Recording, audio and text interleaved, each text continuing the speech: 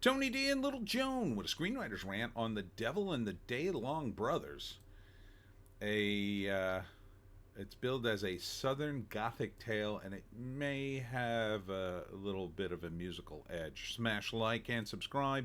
Thank you for smash liking and subscribing. Check out my books. The links are in the description. Comedy Horror in South Jersey. It's the Pineys, books 1 through 16, available at Amazon.com. Don't forget, Kindle Unlimited is free. This is very appealing to me because it involves a bunch of hillbillies running around and supernatural stuff. But the Daylong brothers, they all have the same father, different mothers, and their father sold their soul to the devil before they were even born. So now they're out to get their father and out to find the devil to get their soul back.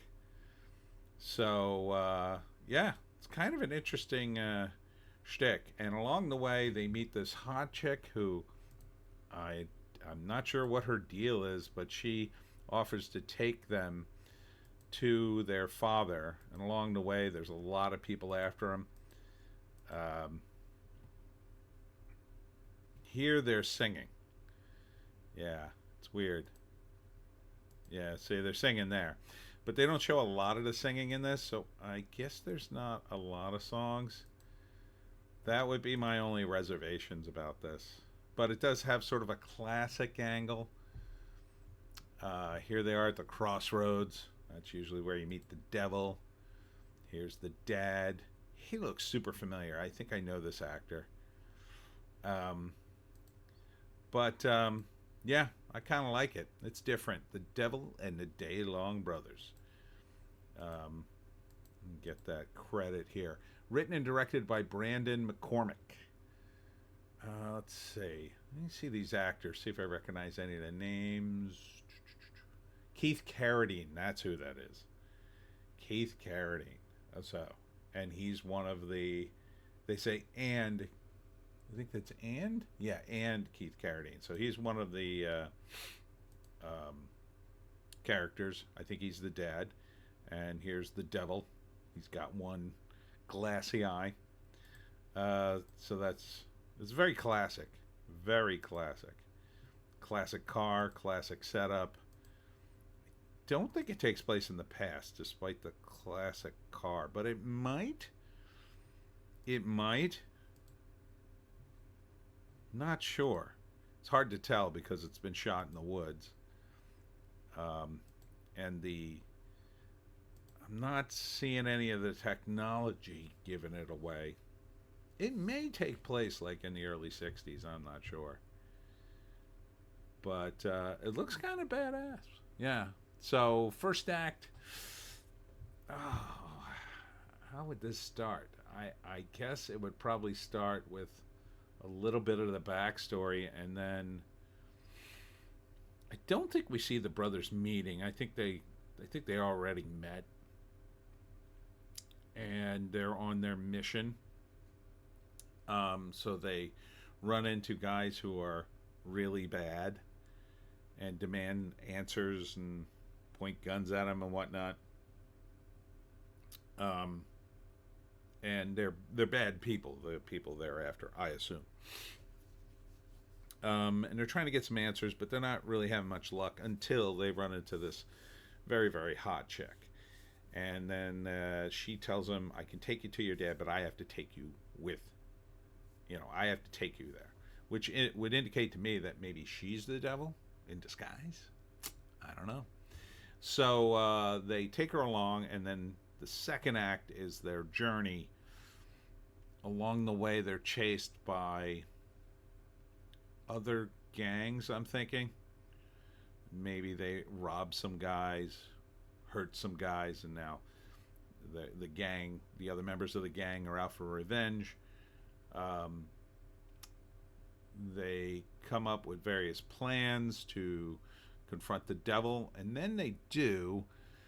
And it doesn't appear to be like that's the end of the movie. So I think they confront him probably closer to the midway mark at the crossroads.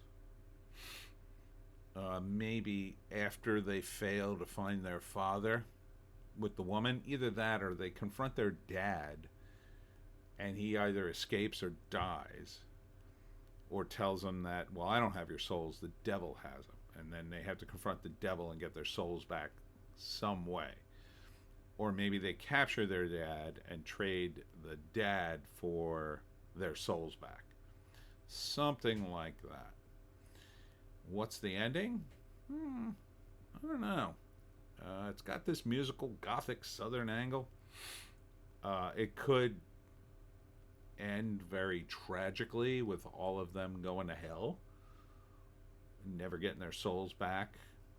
So they die in a blaze of glory, maybe, after the devil. Or they trick the devil and somehow get their souls back. Maybe. Maybe one's good and the other one's evil and the other one's sort of in the middle. And I'm not sure. But I would check it out because it's different. It feels a very different kind of movie. If it is a musical, I think they should promote that a little more, especially now. I mean, with the success of Wicked, I think you're missing out on a whole big audience. This could be, quite the sleeper hit if you get even a portion of the Wicked audience going to see it just because it's a musical. And the fact that I'm into it shows you that it's got broader appeal than I think a movie like Wicked does. This is more of a musical guys would tolerate because it looks to be very action packed and involve a lot of crime, and there's a hot chick in it, and she's not dressed in a weird outfit, and it's not going to have the message. So I think you're dropping the ball on this, guys who cut the trailer. Do a second trailer featuring the music, or at least featuring more of it, unless there's only one song in it, which would be odd. I would think you would need at least, in a 2-hour musical or 90 minutes, I would think you'd need at least 6 songs, I'm going to say.